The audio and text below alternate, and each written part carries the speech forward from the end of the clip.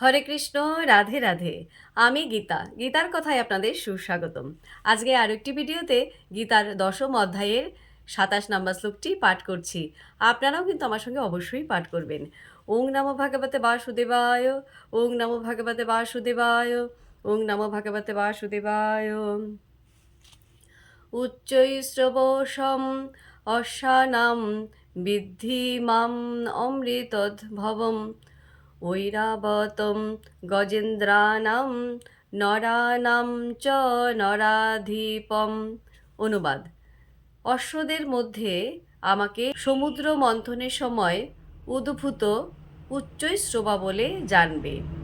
শ্রেষ্ঠ হস্তিদের মধ্যে আমি ঐরাবত এবং মনুষ্যদের মধ্যে আমি সম্রাট। তো ভক্তগণ, এমনি করে প্রতিদিন একটি করে গীতা শ্লোক পাঠ করুন আর এই দুর্লভ মানবজনমকে ধন্য করুন। আর আমাকে কমেন্ট করেছেন দ্বিজেন্দ্র দলুই। রাধে রাধে, আপনাকেও রাধে রাধে। হরি বল।